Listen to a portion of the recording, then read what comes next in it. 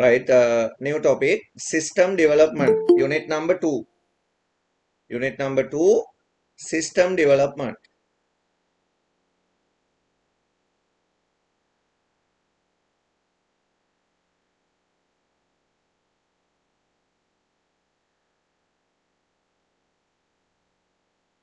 දැන් අපිට සිස්ටම් එකක් කියන්නේ මොකක්ද කියලා ඉගෙන ගන්න කලින් ලොකු ප්‍රශ්නයක් වෙනවා මෙන්න මේක.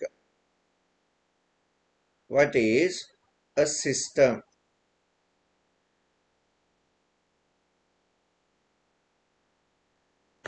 සිස්ටම් එකක් කියන්නේ මොකක් වෙන්නේ නැද්ද? What are the example for systems? We can say school system, hospital system, banking system, supermarket system, human system. There are different type of systems are available. මේ හැම එකකටම මම system කියලා කියන්නේ. School system, hospital system, supermarket system, transport system. අපි එහෙම කියනවනේ. Human system. ඇයි අපි මේ හැම එකකටම system කියන්නේ?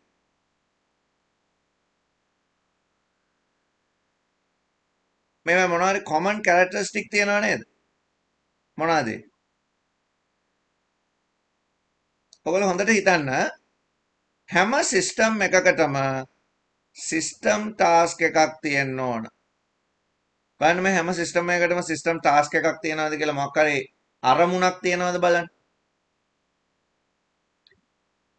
අපි ඉස්කෝලේට යනකොට ඉස්කෝලේ ලොකු බෝඩ් එකක ගහලා තියෙනවා school vision and mission. ඉස්කෝලේ තියෙන අරමුණක්. ඒක fulfill කරන්න තමයි අපි ඉස්කෝලේට යන්නේ. ස්කූල් සිස්ටම් එක හදලා තියෙන එකට. hospital system එකෙත් තියෙනවා එහෙම එකක්. supermarket system එකෙත් තියෙනවා. දැන් hospital system එක හැම වෙලාවෙම බලන්නේ healthy society එකක්. නිරෝගී සමාජයක් හදන්න තමයි hospital system එක බලාගෙන ඉන්නේ. supermarket system එකක් ගත්තොත් supermarket system එක provide කරන මොනවාරි better customer services. Transport system provide quality transportation for people. Human system එක ගැන අපි පස්සේ කතා කරමු. ඒක වෙනම system එකක්. දැන් ගොඩක් system කියන જાතිය system task එකකින් තමයි නිර්මාණය වෙලා තියෙන්නේ. හැම system එකකටම system task එකක් තියෙනවා. system task එක අපිට common attribute එකක් විදිහට system එකක common attribute එකක් විදිහට අපිට task එක ගැන කතා කරන්න පුළුවන්. Next one. අනික attribute එක තමයි හැම system එකකටම පොදු interrelated components. A single system has several interrelated components. Interrelated. දැන් අපි school system එක ගමු. මොකද්ද school system එකේ task එක? Educated and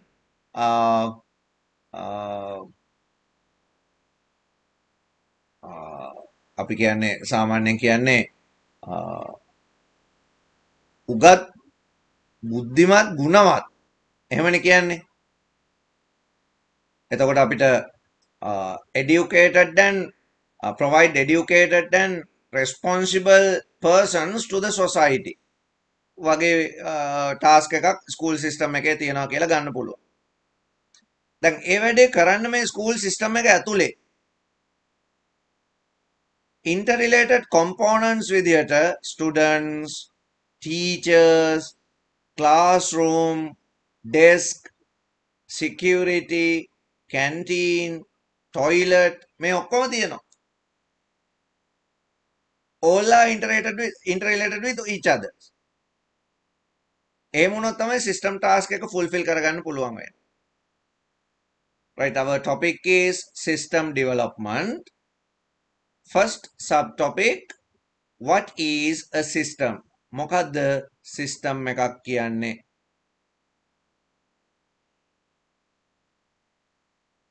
Write the paragraph. A system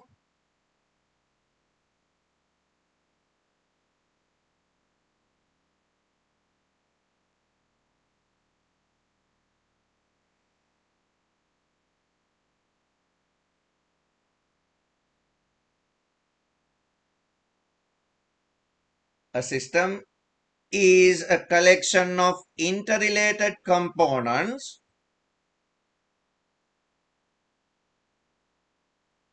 that work together to perform specific task. The main task of school system is provide responsible and educated persons to the society. The interrelated components are students, teachers,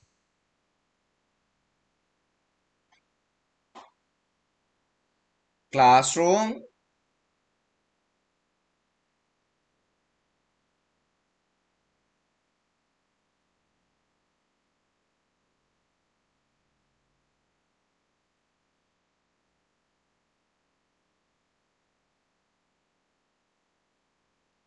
canteen, security officers, etc. දැන් අපි මේ කතා කරපු system task එක හරි complex නේ.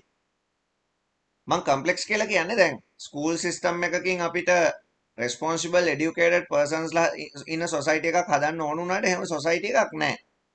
එහෙම තියෙනවා society එකක්. society එක ඒ වගේද? ඔක්කොම responsible and educated persons ලා දින්නේ අපේ society එකේ. නැහැ. hospital එකේ task එක තමයි සෞඛ්‍ය ආරක්ෂිත රටක් හදන එක. healthy society. දැන් එහෙම society එකක් තියනවද? නෑ එහෙමත් නෑ. හැම සිස්ටම් එකකම මේ ටාස්ක් එක හරි අමාරුයි ෆුල්ෆිල් කරන්න. දැන් human system එක ගන්නකො. human as a system. දැන් මිනිහා සිස්ටම් එකක්. ටාස්ක් එකක් තියනවද බලන්න එපා ඉස්සෙල්ලාම. ටාස්ක් එක interrelated components උයි තියනවද? එහෙමනම් සිස්ටම් එකක්. මිනිහාගේ ටාස්ක් එකක් තියෙනවා. එයා ජීවත් වෙන එක තමයි ටාස්ක් එක. ඒකට interrelated components ඕන තරම් internal external තියෙනවා. මිනිහාගේ ඇඟේ තියෙන ඔක්කොම interrelated තමයි. දැන් මේ වැඩේ ලේසිද? ඒක එහෙම වෙනවද හොඳටම? නෑ හොඳටම වෙන්නේ නෑ. එහෙම හොඳටම වෙනවා නම් ඉතින් සිස්ටම් එක යන්න එපා එක දිගට කිසි ප්‍රශ්නයක් නැතුව. බෑනේ දැන් මේ සිස්ටම් එක අවුරුදු 60 70න් ඕෆ් වෙනවා, ෂට් ඩවුන් වෙනවා. මේ සිස්ටම් එක හරියට වෙන්නේ නැහැ. ඒ ඕනම සිස්ටම් එකක් ඒක හරියට නොවෙන්න හේතුව අපි ඉස්සරහට කතා කරමු. ඕනම සිස්ටම් එකක් හරියට වෙන්නේ නැති හින්දා ඒ සිස්ටම් එක හරියට කරන්න සබ් සිස්ටම්ස් කියලා જાතියක් පාවිච්චි කරනවා. එහෙනම් අපි ඊට පස්සේ බලන්න ඕන what are the subsystem.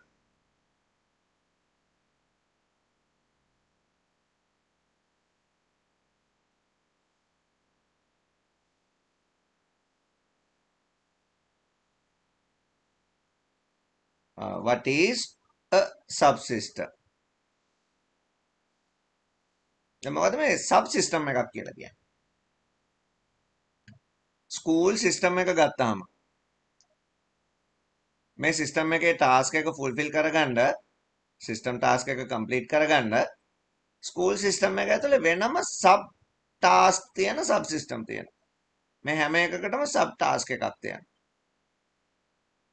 දැන් බලන්නකෝ ඉස්කෝලේ සාමාන්‍යයෙන් ක්ලාස්රූම් බේස් එඩියුකේෂන් තියෙනවා. එතකොට ඒකෙදි පන්ති කාමරවල උගන්වනවා එක එක සබ්ජෙක්ට් පන්ති කාමරවල උගන්වනවා. එතකොට අපි එතනට ක්ලාස්රූම් ඇක්ටිවිටීස් ඔක්කොම එතනට අයිති. එතකොට ඒගොල්ලන්ට provide subject wise knowledge.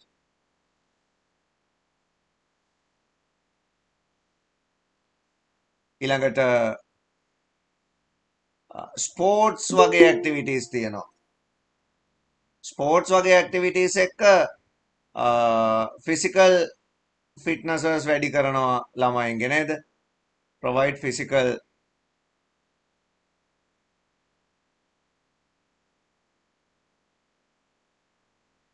ඊළඟට ඊස්තටික් වගේ සබ්ජෙක්ට් තියෙනවා.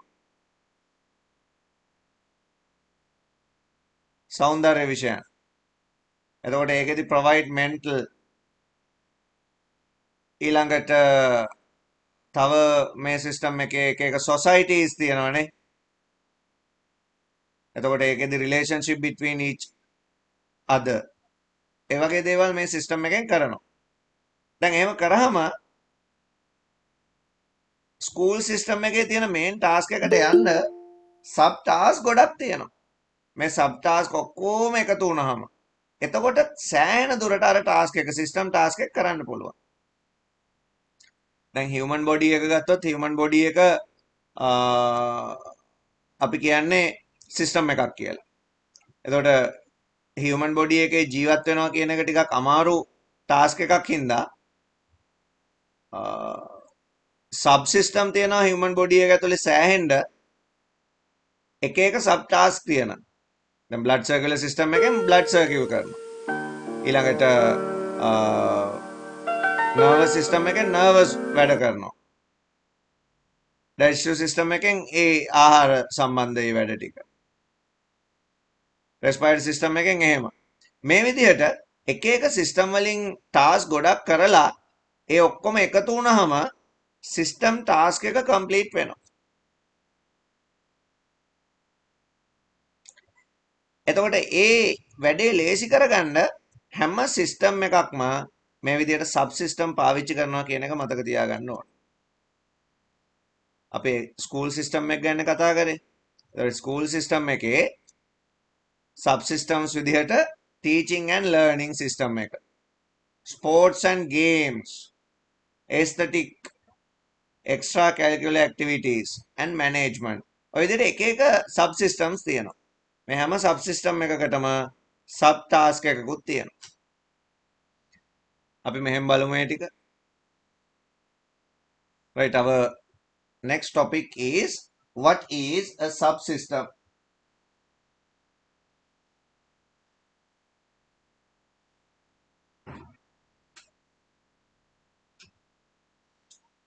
A subsystem is a single predefined operating environment through which the system coordinates the workflow and resource use. The system can contain several subsystems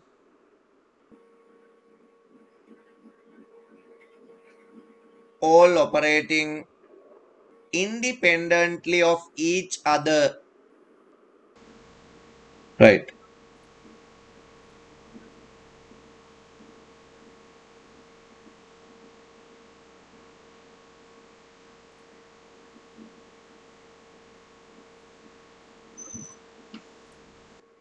ඔය ලියාගන්න school system එකේ තියෙන sub system හතරක් ලියාගන්නකො. Teaching and learning, sports and game, aesthetic and management. Teaching and learning develop knowledge, skill and attitudes. Sports and games maintain physical and mental health. Aesthetic appreciating music, art, dancing. Management coordinate human and physical resources. Article ලියාගන්න. Right, දැන් ඊළඟට සාමාන්‍යයෙන් මේ system එකක system boundary කියලා එකක් තියෙනවා. System boundary එකකින් කරන්නේ මේ සිස්ටම් එක එන්වයරන්මන්ට් එකෙන් සෙපරේට් කරනවා. ඇයි සිස්ටම් එක බවුන්ඩරි එකක් දාලා වෙන් කරන්න වෙන්නේ?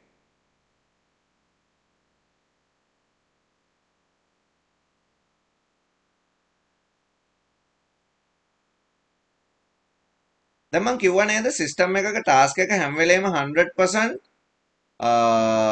ෆුල්ෆිල් වෙන්නේ නැහැ කියලා. එහෙම වෙන්නේ එන්වයරන්මන්ට් එකේ තියෙන එක එක බලපෑම් හින්දා. දැන් අපි නිකමට හිතුවොත් හිතන්නකො මෙහෙම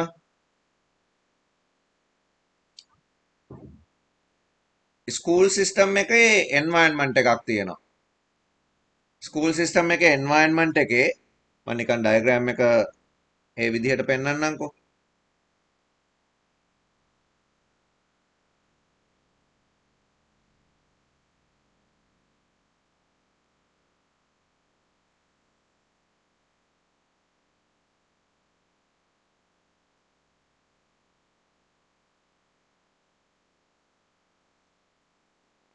මේ හියුමන් සිස්ටම් එකනේ.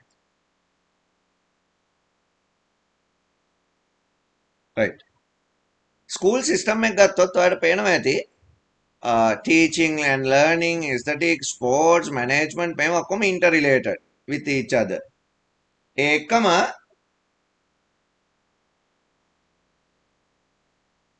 environment එකෙන් ඒ කියන්නේ system boundary එකෙන් එළියේ ඉඳගෙන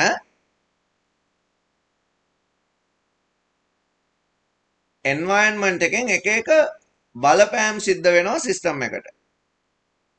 දැන් environment එකේ කවුද ඉන්නේ ස්කූල් සිස්ටම් එකේ ගත්තොත්? ස්කූල් සිස්ටම් එකේ ගත්තොත් environment එකේ ඉන්නවා parents ලා ඊළඟට students, other school students ඊළඟට shops, hospital, transport system, educational institute ගොඩාක් ඒවා මේ environment එකේ ඉන්නවා. මේ හැමෝගෙම බලපෑම ස්කූල් සිස්ටම් එක ඇතුලේ ඉන්න අයටත් තියෙනවා. ඒ වගේම තමයි ස්කූල් සිස්ටම් එකට දැන් මම ඔය කියපු කට්ටියගෙන් තියෙන්නේ හොඳ බලපෑමක්නේ. පොසිටිව් නේ ඒවා. educational institute වලින් එක එක educational service provide කරනවා. අද school competition අරවා මේවා. hospital ගත්තොත් ඒකෙන් health services provide කරනවා. transportation වලින් other shops නේද? ඒවා ඇරුණාම වෙන වෙන කට්ටියක් ඉන්නවා drug dealersලා. ඒගොල්ලොත් මේ school system එකට ඇහැ ගහගෙන ඉන්නේ. අන්න ඒ environment එකේ ඉන්න කට්ටිය හින්දා තමයි මම ඔය කිව්වේ school system එකේ system task එක 100% fulfill වෙන්නේ නැහැ කියලා. ඒකනේ අර educated and responsible persons ලා හදන්න ඕන වුණාට එහෙම හදන්න බැරි වෙලා තියෙන්නේ. ඒ කියන්නේ ඉස්කෝලේ ගියාට හොරු ඉන්නවනේ. ඉස්කෝලේ ගිය හොරු ඉන්නවා. ඉස්කෝලේ ගිය මිනිමරුවෝ ඉන්නවා. educated killers murders ලා ඉන්නවා. එතකොට ඒක ප්‍රශ්නේ තියෙන්නේ අර ස්කූල් සිස්ටම් එකේ ටාගට් එක හරියට ෆුල්ෆිල් කරන්න හම්බෙලා නැහැ එන්වයරන්මන්ට් එකෙන් ආපු නෙගටිව් ඉම්පැක්ට් හින්දා. එතකොට ඒක ටිකක් හරි සෙපරේට් කරන්න තමයි ඔය සිස්ටම් බවුන්ඩරි එකක් දාලා තියෙන්නේ. එතකොට මේ බවුන්ඩරි එක සාමාන්‍යයෙන් ෆිසිකල් බවුන්ඩරි එකක් එහෙම නැත්නම් ලොජිකල් බවුන්ඩරි එකක් විදිහට තියෙන්න පුළුවන්. සමහර සිස්ටම් බවුන්ඩරිස් අපිට පේනවා. ස්කූල් වෝල් එක ස්කූල් බවුන්ඩරි එක. හියුමන් බොඩි එකේ ස්කින් එක බවුන්ඩරි එක. දැන් අපේ ස්කින් එක හින්දා අපේ සිස්ටම් එක ප්‍රොටෙක්ට් වෙලා තියෙනවා එන්වයරන්මන්ට් එකෙන්. වෛරස් බැක්ටීරියා වගේ දේවල් අපේ සිස්ටම් එක ඇතුළට එන්නේ නැහැ. ආවත් හැම තියෙන හින්දා හැමෙන් ප්‍රොටෙක්ට් වෙනවා.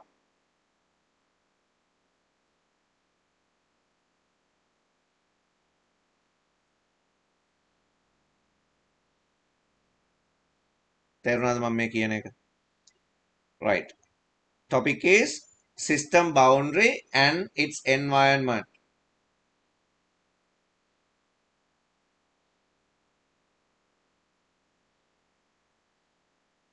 System boundary is used to separate system components from its environment.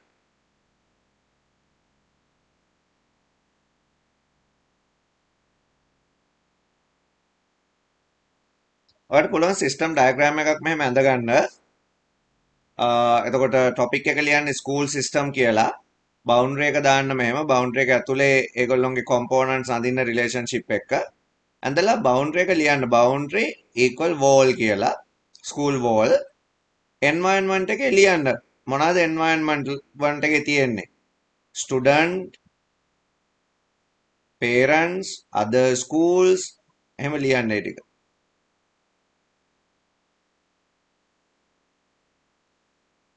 boundary and environment අඳිද්දි මෙහෙම අදින්න school system කියලා ලියන්න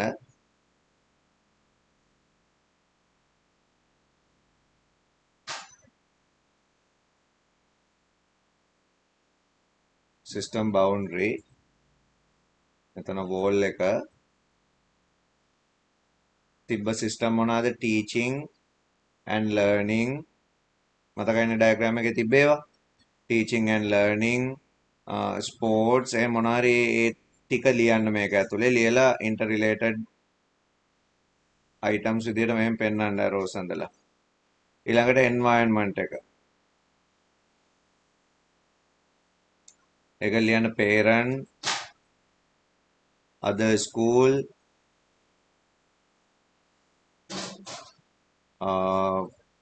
hospital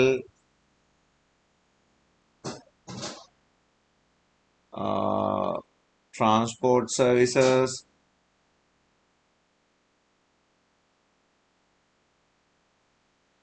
other education centers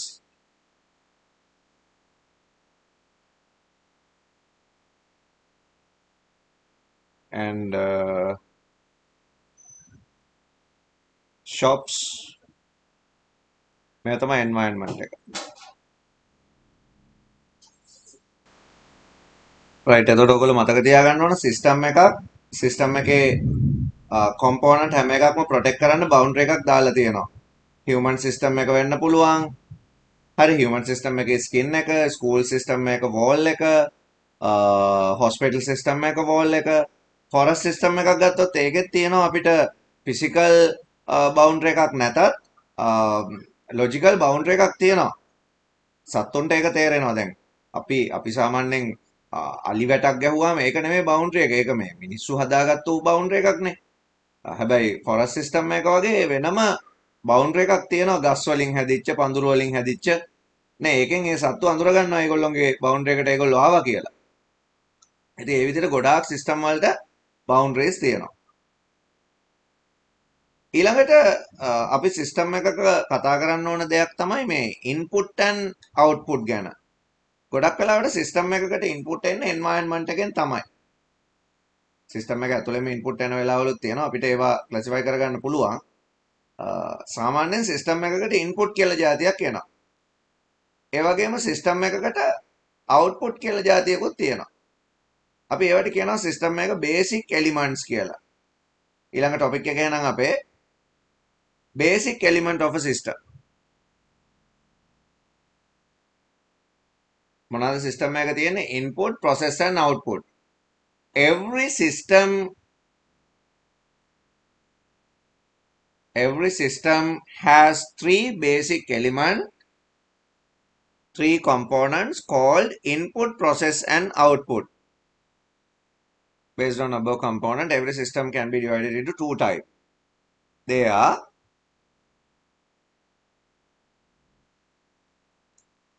first one, open system. මොනවද මේ open system කියලා කියන්නේ? open system එකක system එකට input එන්නේ environment එකෙන්. එතකොට මේ input system එකෙන් output යන්නේ environment එකට. දැන් school system එක වගේ ඒවා මේකට example නේ. ගොඩක් system තියෙන්නේ input environment එකෙන් එනවා output environment එකට යනවා.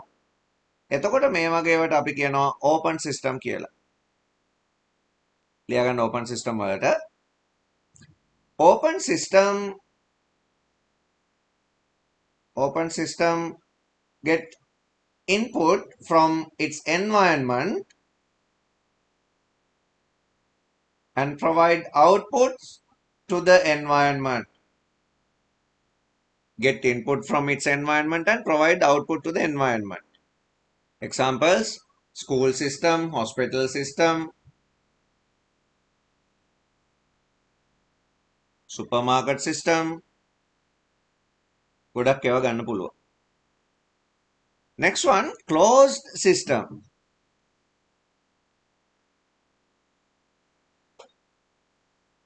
Closed system. මේ closed system කියන්නේ මේකට තියෙන්නේ internal process එකක් විතරයි. input ගන්නෙත් system එක ඇතුළෙන්මයි, output දෙන්නෙත් system එක ඇතුළටමයි. දැන් ඔයාලට හිතේ මේක මොන જાතිය system එකක්ද කියලා. example එකක් විදිහට මම කියන්නම්කෝ. සාමාන්‍යයෙන් closed system වලට examples හරි අඩුයි. දැන් ගන්නකෝ අපි මෙහෙම ගමු. blood circular system එක closed system එකක්. දැන් blood circular system එකට ඕන කරන blood system එක ඇතුළෙමයි හැදෙන්නේ. එළියෙන් සාමාන්‍යයෙන් blood system එකට දෙන්නේ නැහැ. සාමාන්‍යයෙන් එන්නේ නැහැ. ඒක මොන හරි condition එකකදී මේ මිනිස්සු හදාගත්තු දෙයක් නේ. පිටින් දෙන එක. හැබැයි system එක ඇතුලේ අනෙක් system වලින් ඒවට ඕන කරන raw fact එනවා ඇති එක එක. හැබැයි system එක ඇතුලේ තමයි blood හැදෙන්නේ. ඊට පස්සේ blood circular එක වෙන ASCII blood වෙන system වලට එළියට යන්නේ නැහැ. blood circular system එකෙන් අනික් දේවල් වලට ඕන කරන power එක දෙනවා ඇති. හැබැයි blood කියන එක එළියට යන්නේ නැහැ. මොන හරි abnormal condition එකක තමයි එළියට යන්නේ. හරි, ඒකින්ද blood circular system එක completely closed system එකක්. forest system එක ගත්තොත් ඒත් එහෙමයි. දැන් කැලේ ඉන්න සත්තු ඇත්තටම පාර අයින්ට වෙලා බලන් ඉන්නේ නැනේ, පාරේ චූම්පාන් එකක් යනකම් වගේ.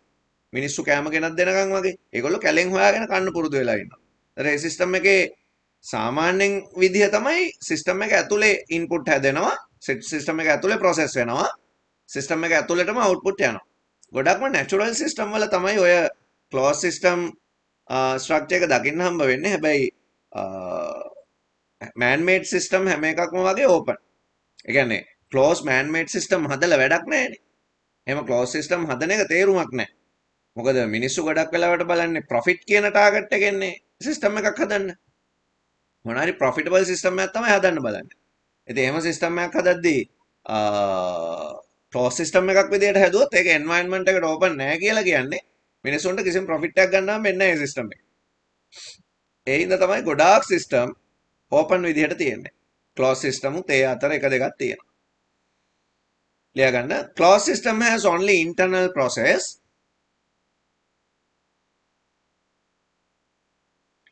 All inputs are generated into the system. All inputs are generated inside the system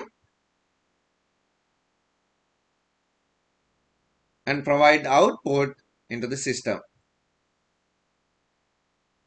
Examples: blood circular system and forest system. forest system එක හැබැයි 100% එහෙම ගන්නත් බෑ. ඇයි මේ forest system එකේ එක එක සමහර part open විදිහටත් තියෙන හින්දා ඒ උනාට අපිට example එකක් ඕන හින්දා අපි part එකක් ගන්න පුළුවන් ඕකේ.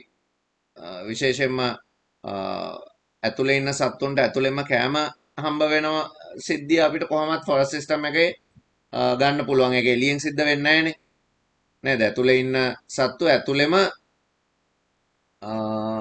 ඕන දේවල් ටික සම්පූර්ණ ඒගොල්ලොන්ගේ වැඩ ටික කරගන්නවා. අර ගොඩක් වෙලාවට ඉතින් එන්වයරන්මන්ට් එක බැලන්ස් කරන්න forest system එකෙන් ඔක්සිජන් වගේ දේවල් හැදෙන එක ඒවා අපිට ගන්න පුළුවන් ඕපන් විදිහට. සිස්ටම් එකෙන් එළියට නේව දෙන්නේ. හොඳ එක්සැම්පල් එකක් ගන්න පුළුවන්, ගොඩක්ම හොඳට ගන්න පුළුවන් මේ මොනවාද blood circular system එක. නැත්නම් අපිට assumption එකක් කියන්න පුළුවන් මෙහෙම. මොකක් හරි ස්පේස්ෂිප් එකක් තියෙනවා කියලා හිතන්නකෝ. ඒ ස්පේස්ෂිප් එකට ඕන කරන ඔක්සිජන් ඒ සිස්ටම් එක ඇතුළෙම මොනවා හරි කෙමිකල් රියැක්ෂන් එකකින් හදා ගන්නවා කියලා ගත්තොත්. එතකොට ඒකෙන් හැදෙන ඔක්සිජන් එක ඊට අමතරව හැදෙන දේවල් වලින් ආයෙ ඔක්සිජන් හැදෙන්න ඕන රෝ මැටීරියල්ස් හදා ගන්නවා වගේ කිව්වොත් එතකොට ඒක ඕපන් සිස්ටම් එකක් විදිහට ගන්න පුළුවන්. sorry closed system එකක් විදියට. ඉතින් ඒ වගේ තමයි අපිට ඕක ගන්න වෙන්නේ. හරියටම කියන්න බෑ මේක closed system එකක් කියලා. blood circular system එක ගන්න example එකක් විදියට.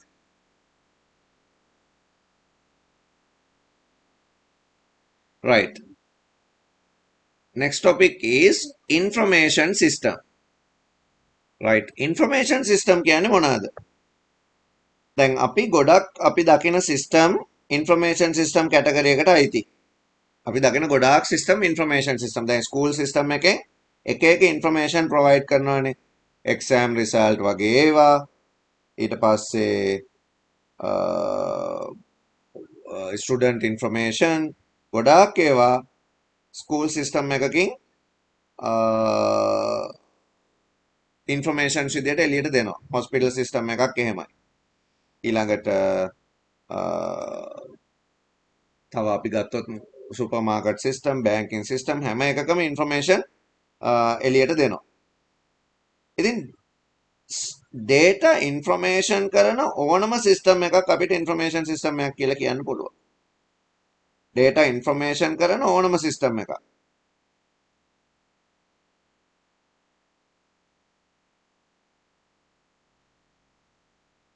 ලියගමු. A system which convert data into information is called information system. There are two types of information systems available. They are manual information system and computer-based information system. Manual information system and computer-based information system. දැන් ඔයගොල්ලන්ට පුළුවන් ඔයගොල්ලන්ගේ text එකේ manual computer based information system වල differences මොනවද කියලා බලන්න. page number 56 main differences between manual and computer based information system. මොනවද තියෙන differences? සාමාන්‍යයෙන් manual system එකක් කියන්නේ human activities වැඩියෙන් තියෙන system එකක්. එතකොට මේ වගේ system එකක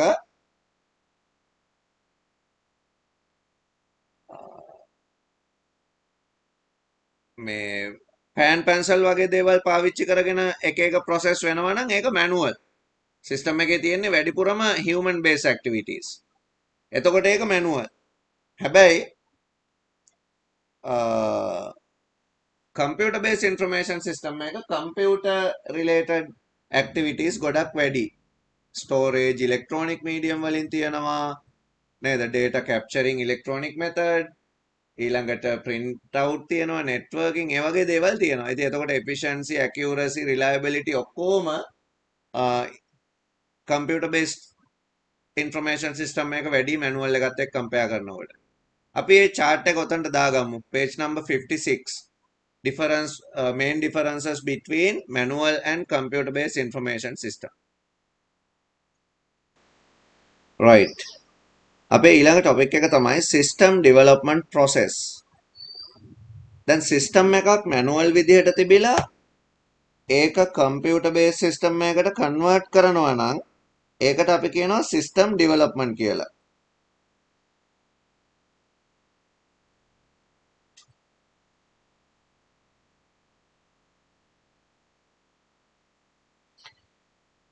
දැන් එහෙම system එකක් develop කරද්දී අපිට ඕන විදිහට system එකක් develop කරන්න නැතුව standard format එකකට standard way එකකට system එකක් develop කරන්න තමයි system development methodologies කියන જાතිය පාවිච්චි කරන්නේ.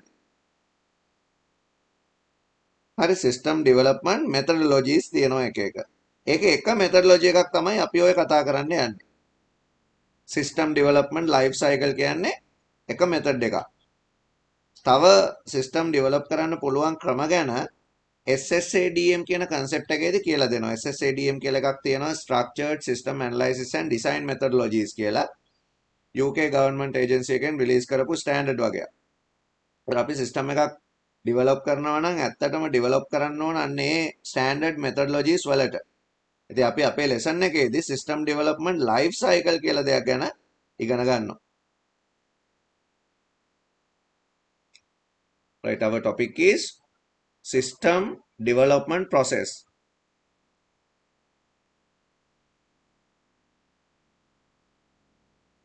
We can use system development process to convert manual information system into computer-based information system.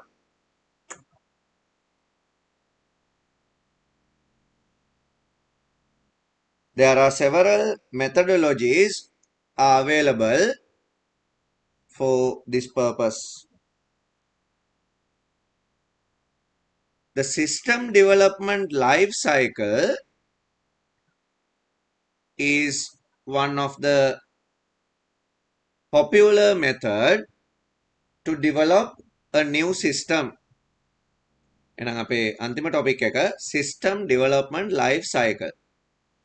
දැන් ඕගොල්ලන්ට තේරෙන්න ඕන අපි මේ පාඩමෙන් මොකද කරන්න යන්නේ කියන එක. අපි සිස්ටම් එකක් ගැන ඉගෙන ගත්තා. ඒවා මැනුවල් කම්පියුටර් බේස් තියෙන්න පුළුවන් කිව්වා. ඒතර මැනුවල් තියෙන එක ඇත්තටම මැනුවල් සිස්ටම් එක තියෙන ඩිස්ඇඩ්වාන්ටේජස් ඉඳලා අපි මැනුවල් සිස්ටම් කන්වර්ට් කරගන්න ඕන කම්පියුටර් බේස් සිස්ටම් වලට. normal retail shop එකක් සුපර් මාකට් එකක් කරගත්තාම ඇඩ්වාන්ටේජස් වැඩි. ඒකට තමයි සිස්ටම් ඩෙවලොප්මන්ට් කියන්නේ. එතකොට අපි සිස්ටම් එකක් අපි ගාව දැන් තියෙන සිස්ටම් එකක් කම්පියුටර් බේස් සිස්ටම් එකකට කන්වර්ට් කරගන්නවා තමයි සිස්ටම් ඩෙවලොප්මන්ට් කියලා කියන්නේ. එතකොට මේ process එකට පාවිච්චි කරන ක්‍රම තියෙනවා එක එක. ඒකෙන් එකක් තමයි සිස්ටම් ඩෙවලොප්මන්ට් ලයිෆ් සයිකල් කියන්නේ. දැන් ලයිෆ් සයිකල් එකකින් සිස්ටම් එකක් ඩෙවලොප් කරනකොට ඒකේ වෙනම ඇඩ්වාන්ටේජ් එකක් තියෙනවා. දැන් නිකන් බලන්නකො මොනවා හරි ලයිෆ් සයිකල්ස්. දැන් මදුරුවගේ සමනලයාගේ ලයිෆ් සයිකල් එක.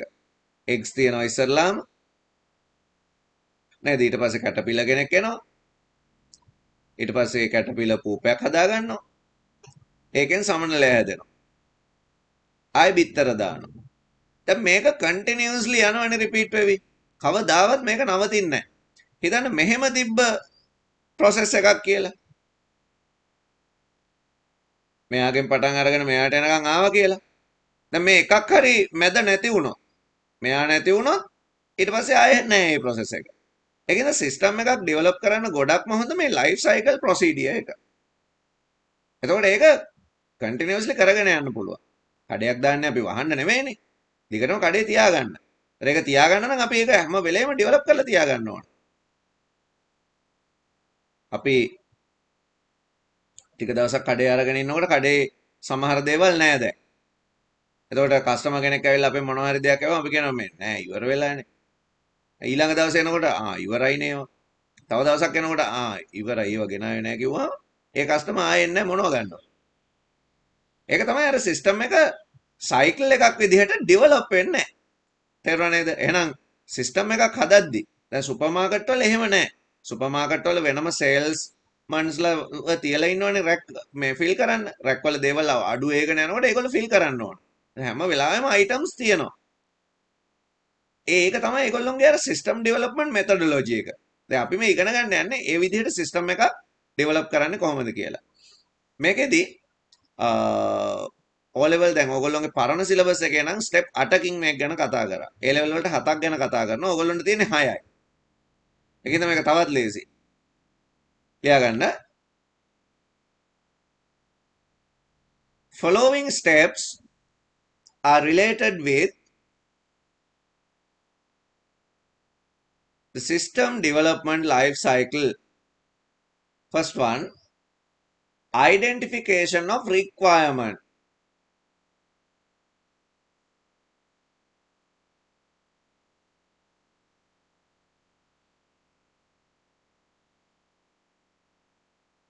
Identification of requirement. අවශ්‍යතා හඳුනා ගන්න ඕන.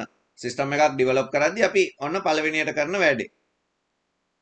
Identification of requirement. Second one, designing the solution. Designing the solution. අපිට ඕන කරන සොලියුෂන් එක විසඳුම ඩිසයින් සැලසුම් කරගන්න ඕන. කරන්නේ කොහොමද කියලා අපි ඉස්සරහට බලමු. දැන්ට ස්ටෙප්ස් යන මතක තියාගමු. third one, coding of the solution. coding of the solution. coding කියලා කියන්නේ දැන් ඇත්තටම මේ manual system එකක් computer base කරනකොට main component එක තමයි computer software එක. මේ හැම දෙයක්ම manage වෙන්නේ computer software එකක් through. අපි සුපර්මාකට් එකක් ගැන දැනට බලමු. සුපර්මාකට් එකක කැෂියර් එකේ තියෙන කම්පියුටර් වලින් තමයි මුළු stock management, point of sale, payroll system හැම එකම manage වෙන්නේ. දැන් අපි ස්කූල් සිස්ටම් එකකට වගේ දානවා නම් ස්කූල් සිස්ටම් එකක් totally manual යන්නේ. අපි ඕක computerize කරනකොට attending system එකේ ඉඳලා අපි ඩිසයින් කරන්න ඕන. ඒවට software code කරන්න ඕන ඊළඟට. ඉතින් ඒක ටිකක් ලොකු වැඩක්. අපි කතා කරමු ඒක steps ගැන කතා කරනකොට. Fourth one, testing and debugging. අපි debugging ගැන කතා කරන්නේ software වලදී. error correction වලටනේ අපි debugging කියන්නේ. bugs free application එකක් හදා ගන්නකොට අපි debugging පාවිච්චි කරනවා ඒකට. bugs remove කරන්න debugging. errors තියෙන system එකක් අපිට launch කරන්න බෑ. එවනම් අපි error හදලා ඒ system එක launch කරනවා. deploying of the system. system එක implement කරනවා. As a last step, maintenance of the system. දැන් මම මේක life cycle එකක් කියලා කිව්වනේ. identification of requirement වලින් designing වලට එනවා. designing වලින් coding වලට එනවා. coding වලින් testing and debugging. then deployment. then maintenance. and again identification of requirement. ඒකයි මේක life cycle එකක් කියලා කිව්වේ. ඒ කියන්නේ ඔයාලට මේ step 6 4 5 and 6 cycle එකක් විදිහට මෙහෙම අඳින්න පුළුවන්.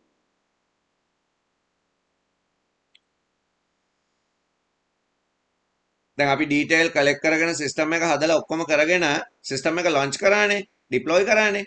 deploy කරාම දැන් system එක වැඩ කරගෙන යනවා. එහෙම යද්දී මම maintenance කියන process එකට ඇවිල්ලා මොනවද කරන්න ඕන? මම අර system එකේ අඩුපාඩු ආයෙ හොය එතකොට identification ඊළඟට solution designing, coding, testing, implement ආයෙනවා. එතකොට අලුත් දේවල් හැම වෙලාවෙම system එකට introduce කරන්න පුළුවන් වෙනවා life cycle එකක් through මේක වෙන හින්දා. ඉතින් ඒකින්ද system development life cycle කියන්නේ system එකක් develop කරන්න තියෙන best approach. තේරුණා නේද? තව විදි තියෙනවා. තව තමුන්ට ඕන විදිහකට කරගන්න පුළුවන්. හැබැයි මේකෙදී අර cycle method එක හින්දා system එක continuously අපිට maintain කරන්න පුළුවන් වෙනවා. එතකොට මේක කරන හැටි ගැන අපි ඊළඟ lesson එකෙන් බලමු.